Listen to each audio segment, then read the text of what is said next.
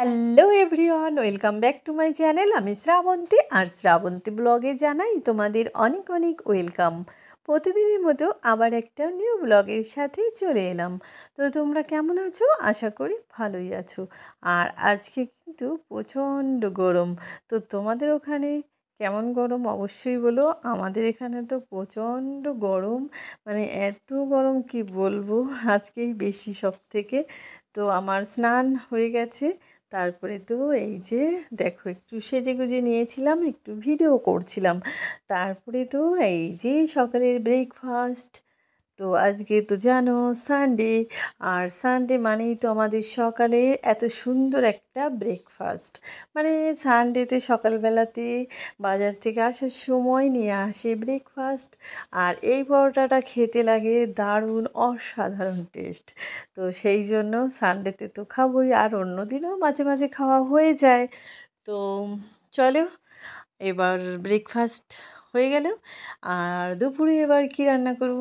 আজকে রান্না করব আমাদের গাছের কাঁঠাল দিয়ে এঁচোড় চিংড়ি।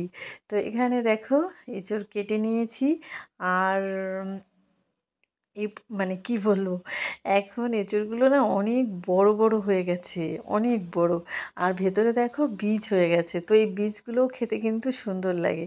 আর এখানে এই যে চিংড়ি মাছ নিয়েছি, চিংড়ি মাছ কেটে ধুয়ে একদম রেডি। আর এঁচোড় চিংড়ি খেতে কিন্তু ভীষণ ভালো লাগে। মাঝে দুদিন পটল চিংড়ি খেয়েছি। তো এখন বেশিরভাগই আমরা চিংড়ি মাছ খাচ্ছি কদিন ধরে। নন্দিনী মানে খুব ভালো খায় চিংড়ি মাছটা, তো সেই জন্য। আর এখানে চিংড়ি মাছটা তো দেখো আমি এবার ভাজা করে নেব। তো চিংড়ি মাছের সাইজগুলো কিন্তু মোটামুটি ভালোই বড়, ঠিক আছে, একদম ছোট না, আবার অনেক বড়ও না, ভালো বেশ। তো এই যে সিদ্ধ করে নিয়েছিলাম, তারপরে তো ওটা জল ঝরিয়ে নিলাম, মানে আলুটা আর কি বলে এঁচোড়টা। আর এখানে দেখো চিংড়ি মাছগুলো সব ভাজা হয়ে গেছে।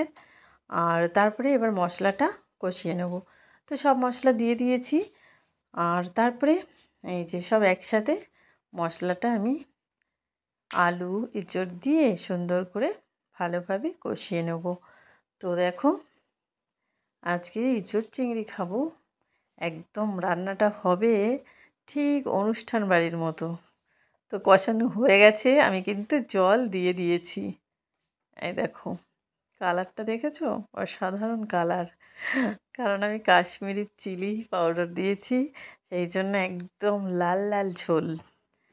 হ্যাঁ, এঁচোড় চিংড়ি মাছের লাল লাল ঝোল খাবো আজকে, হেব্বি সুন্দর মজা করে।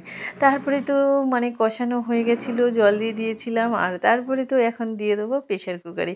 আর প্রেশার কুকারে দিয়ে তারপরে দেখো ছিটি হয়েও গেছিলো, আবার নামিয়ে নিয়েছি।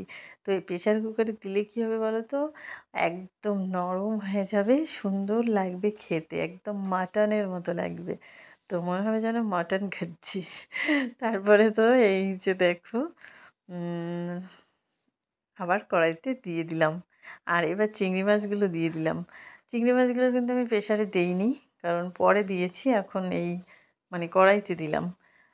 তো এইভাবে তোমরা রান্না করে দেখো, অবশ্যই ভালো লাগবে। আমি তো আমার মতো করে রান্না করি, তোমরা কারা কেমন করে রান্না করো জানি না। আমি যেরকম পারি বুঝি, তো সেরকমভাবেই রান্না করি। তো দেখো কেমন হয়েছে অবশ্যই বলো। আর আজকে যেহেতু সানডে, সানডে তো প্রত্যেক সানডেতে খাওয়া হয় চিকেন, এটা ওটা। তো আজকে এই চিংড়িটাই খাচ্ছি কদিন ধরে। আবার কালকে মন্ডে আছে, নন্দিনীর স্কুল ছুটি। তো কালকে চিকেন করব। নন্দিনী ভাবছে কি এই বলেছে আবার বিরিয়ানি খাবে। আমি বলছি যা গরম, মানে বাড়িতে বানিয়ে চিকেন দিয়ে চিকেন বিরিয়ানি। তো এদিকে দেখো সুন্দর করে আমি এবার গরম মশলাটা ভেতরে দিয়ে দেবো। রান্না কিন্তু কমপ্লিট। তো এদিকে এই যে কমপ্লিট রান্না উঠিয়ে নিয়েছি দেখো একটা ডিশে। এবার দেখো কত সুন্দর, পুরো এক গামলা হয়েছে কিন্তু, দেখেছো কত সুন্দর। চিংড়িগুলো কিন্তু অনেক বড়, খেতে দারুণ স্বাদ লাগবে। কে কে খাবে চলে এসো। জানি তো সবার লোভ লাগছে দেখে, তাই না? আমারই তো কখন খাবো খিদে পেয়ে যাচ্ছে দেখে, এত সুন্দর হয়েছিল সত্যিও, মানে খেতেও দারুণ সুন্দর স্বাদ হয়েছিল। তো এই যে দেখো এখন আমরা খেতে বসবো। এখন রান্না করতে করতে অনেকটাই দেরি হয়ে গেছে। আর সাজিয়ে গুছিয়ে দেখো নন্দিনী আমি এডিট করছি, ও নন্দিনী অনেক চেঁচামেচি করছে। তারপরে তো খাওয়া দাওয়া হয়ে গেছে। তারপরে এই যে দেখো কি করেছে সন্ধ্যাবেলায়, মানে কেমন একটা ঘুম থেকে উঠেছি, তারপরে কেমন মানে চিংড়ি মাছ খেয়েছি, যেহেতু একটু মশলা জাতীয়, তাই জন্য দেখো কত মানে কি বলে এগুলো চিপস এনেছে। তারপরে আবার একটা থামস আপ আনতে বলেছি, কারণ ভালো লাগছে না, থামস আপটা খেলে ভালো লাগবে, তো সেই জন্যই আনা। তো এই আবার নন্দিনী দেখো ম্যাগি খাচ্ছে একদিকে, মানে সন্ধ্যাবেলা এটা কিন্তু ইভিনিং স্ন্যাক্স, আমাদের কত কিছু আয়োজন দেখেছো ইভিনিং স্ন্যাক্স।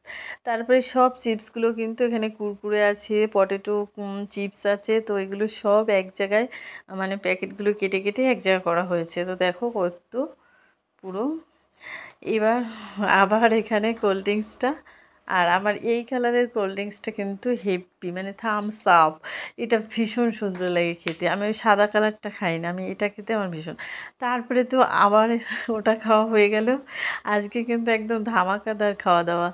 তারপরে আবার এই যে একটা সুন্দর অনেক বড় কিন্তু তরমুজটা, তো এবার তরমুজটা কাটা হয়েছে, এই দেখো কেটে নিয়ে এসেছি, একদম মধু মধু মধু মধু মধু না, রসমালাই রসমালাই।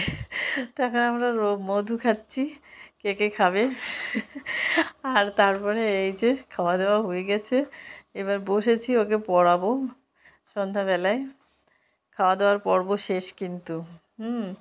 আর এই দেখো আমি ভিডিও করছি আর ও কী করছে।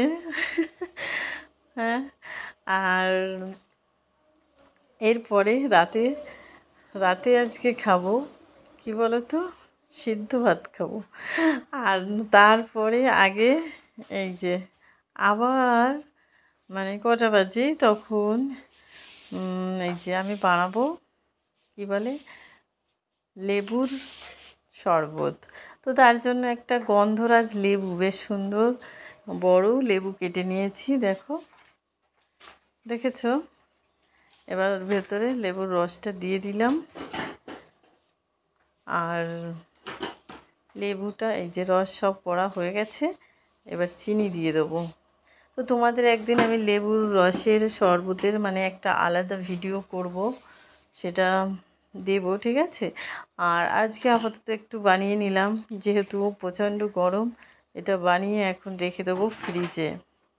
এই দেখো সব দিয়ে দিয়েছি, লবণ, চিনি আর লেবুর রস আর জল দিয়ে দিলাম।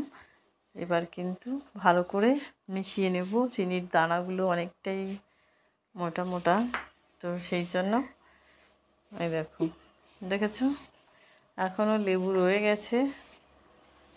তো 3 গ্লাস বানিয়েছি, তো সেটার পরে দেখানো হয়নি, সাজিয়ে গুছিয়ে যা গরম। তারপরে চলে গেলাম ছাদে, দেখো অনেকটাই অন্ধকার হয়ে গেছে, ছাদে গেছি জামা কাপড় তুলতে।